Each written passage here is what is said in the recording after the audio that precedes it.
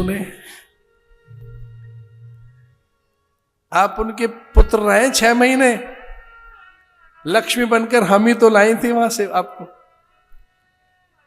अनसुईया ने 3 देवताओं को, ब्रह्मा विष्णु महेश को 6 महीने अपने यहां रखा था। विवस्त्र होकर भिक्षा मांगने के लिए गए थे कि विवस्त्र होकर, निर्वस्त्र होकर, और वो दूध पिलाने बैठ गई। ठीक है, बलकल धारण करके दूध पिला रही हैं 6 महीने तक। दुधमुहा बच्चा चतुरानन को, पंचानन को, सहस्त्रानन, सहस्र शीर्षा पुरुखा।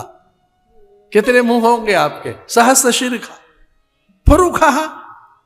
एक पंचानन है 5 मुंह, एक है चतुरानन का चातुर्य कहां गया?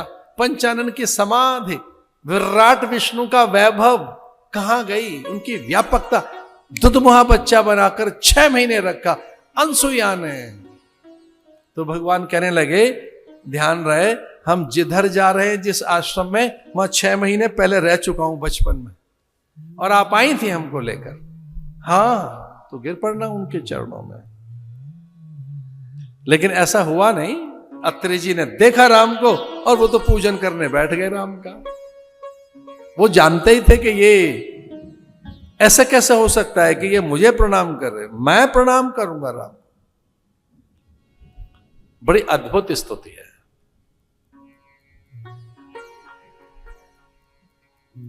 नमामि भक्त वत्सलं कृपालुशील कोमलं, नमामि भक्त वत्सलं कृपालुशील कोमलं, भजामि ते पदाम्बुजम् अकामिनाशुधारिणम्,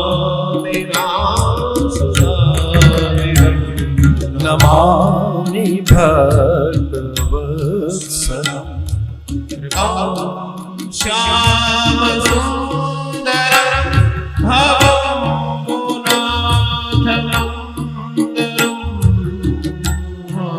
श्यामसुन्दरं भवम्बुनाथमन्दरम्, प्रफुल्लकुञ्जलोचनं मदादिनूसमोदरं, नमामि भक्तवत्सलं, नमामि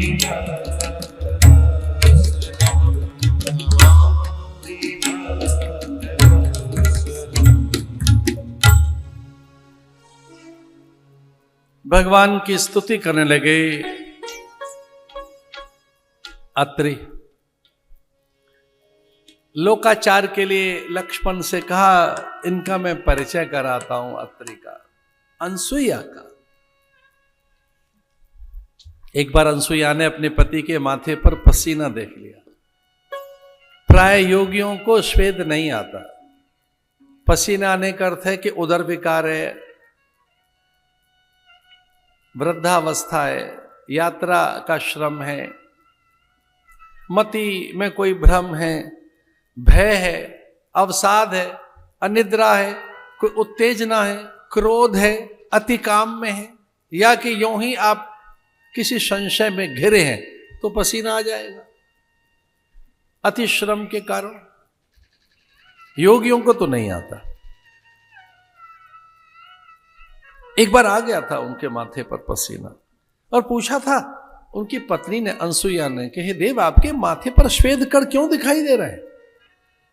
अति श्रम किया क्या आपने कोई? बोले हाँ, कुछ अति श्रम जैसा ही है।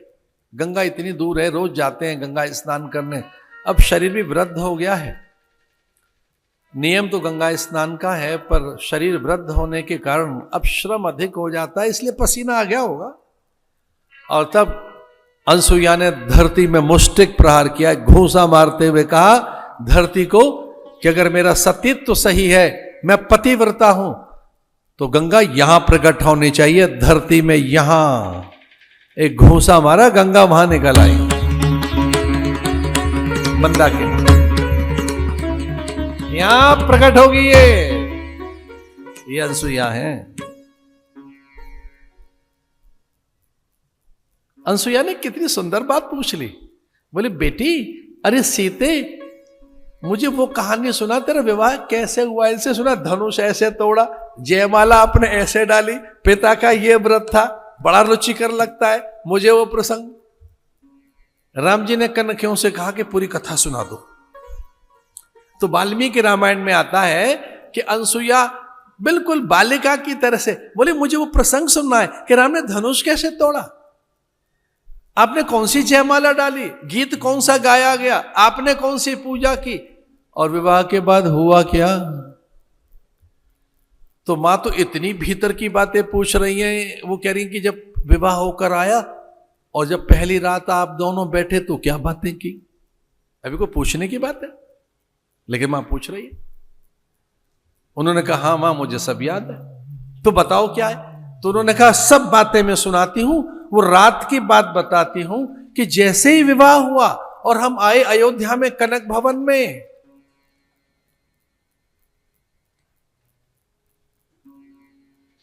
तो राम मुझसे पूछते हैं कुछ उपहार दे दो। मां ने इतने उपहार दिए, इतने मणि लाई है, पर्वत हो गया है, हमें कुछ दीजिए। तो हमको समझ में आ गया कि कभी कभी ये वामन बन के जाते हैं ना भिक्षा मांगने के लिए, आदत पुरानी है मांगने की इनकी। अभी कोई बात है, विवाह की पहली रात है, स्वामी को कुछ चाहिए, पीतांबर आगे कर दिया प्रभु ने, अरे कुछ दे दो ना। अब वो कहती है मणि पर्वत इतना तो लाई है। तो मां को सुनाने लगी कि मेरी मां ने, सुनैना ने, मेरे पिता ने 500 तो अश्व दिए थे, 1000 हाथी दिए थे, और हां 100 दासियां दी थी।